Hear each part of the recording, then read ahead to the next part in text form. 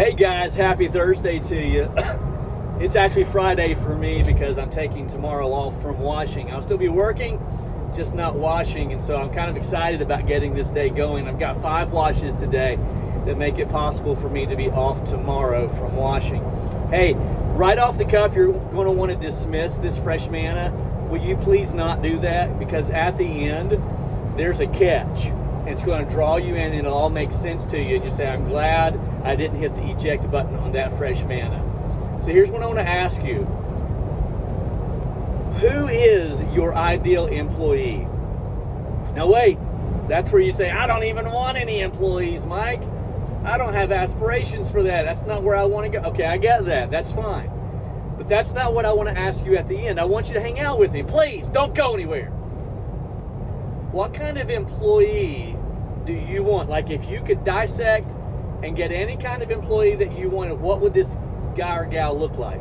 Okay, I think that everything that you want in an employee could be summed up into 3 categories. Are you ready for this? Here they are.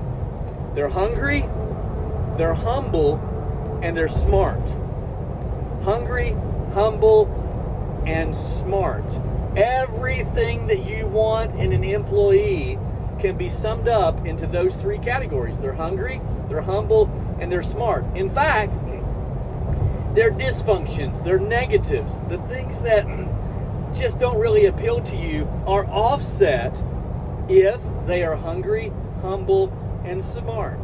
In other words, those 3 things will counter the negatives, the things that you just don't care much about that employee. Hungry, humble, and smart.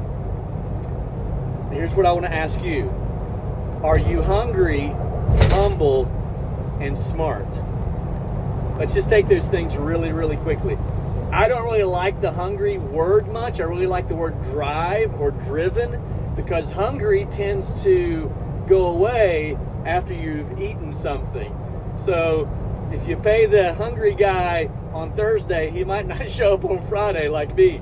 But I like the word because it just flows with rhythm through this process of hungry, humble, and smart. So the guy who's hungry, okay, so if he's hungry, man, he's going to come into work when he don't really want to because he's hungry. He's got things in his life that are kind of interfering, but that's okay because he's hungry. He's going to dismiss those things. He's not going to call off all the time. He's not going to have all kinds of interruptions that are needless and have to call in sick or just come up with ideas, reasons why he can't come to work because he's hungry. He's driven. And then he's humble. He's able to take criticism. He's able to admit when he's wrong. And he's willing to learn from that, which takes us to the 3rd thing. He's smart. He's willing to learn. Some of us, and I see it a lot in this industry, we've got hungry and humble, but we're not smart. We're not really wanting to learn more. We're like pond water.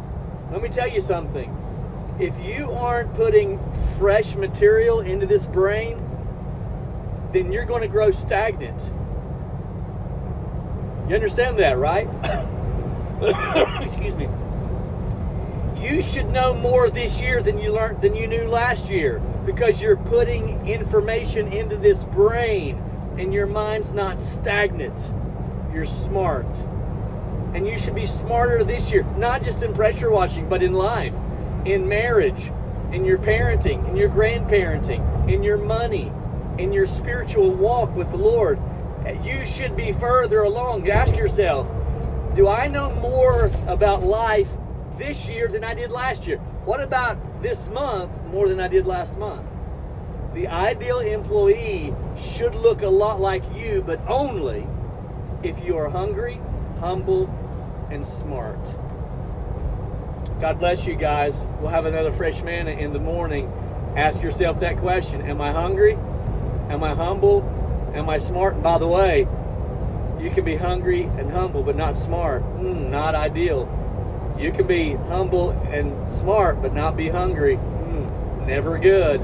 You can't just have 2 of the 3. You got to have all 3. God bless you guys.